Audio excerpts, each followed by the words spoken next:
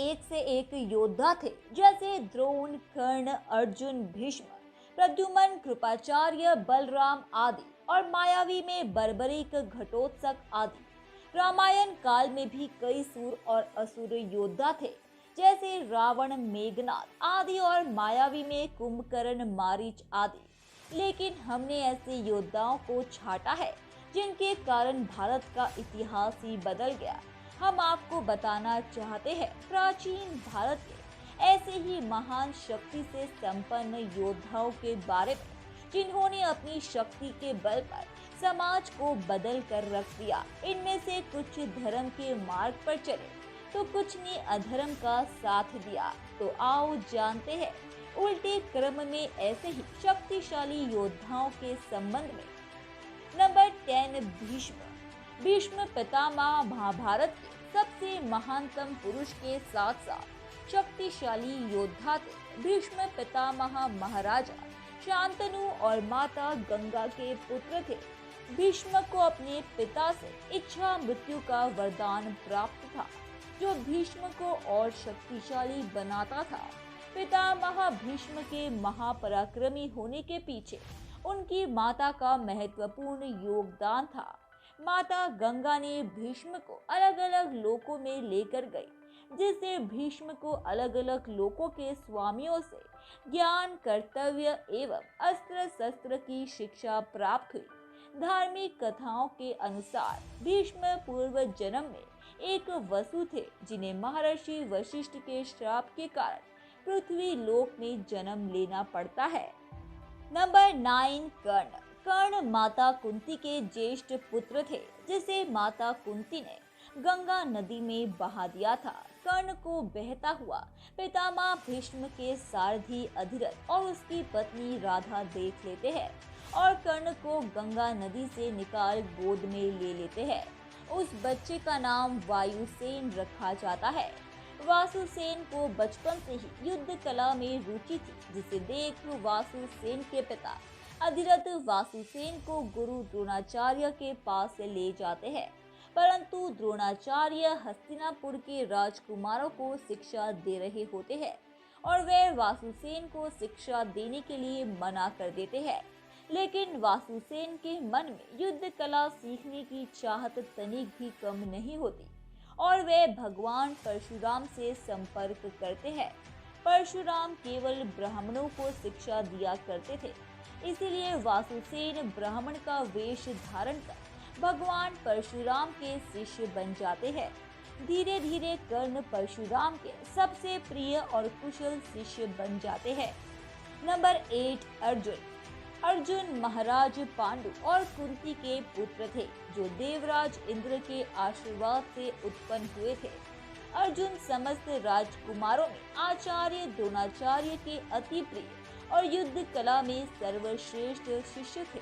अर्जुन आचार्य द्रोणाचार्य से धनुर्विद्या, दिव्या शास्त्र के ज्ञान के अलावा अनेकों लोकों में जाकर अस्त्र शस्त्र का ज्ञान अर्जित किए थे। अर्जुन कुरुक्षेत्र में पांडवों की ओर से सबसे शक्तिशाली योद्धा थे। नंबर 7, द्रोणाचार्य। द्रोणाचार्य ऋषि भारद्वाज तथा अप्सरा घृताची के पुत्र थे। द्रोणाचार्य ने सर्व शिक्षा भगवान परशुराम से प्राप्त की थी। द्रोणाचार्य अस्त्र शस्त्र वेदों के अभूतपूर्व ज्ञाता थे। उनका विवाह कृपाचार्य की बहन कृपि के साथ संपन्न हुआ था। द्रोणाचार्य और कृपि को भगवान शिव के आशीर्वाद से एक बच्चा प्राप्त हुआ, जिसका नाम अश्वत्थामा रखा गया था। आचार्य द्रोणाचार्य हस्तिनापुर के आचार्य हुए, जो हस्तिनापुर राजकुमारों को शिक्षा प्रदान करते थे।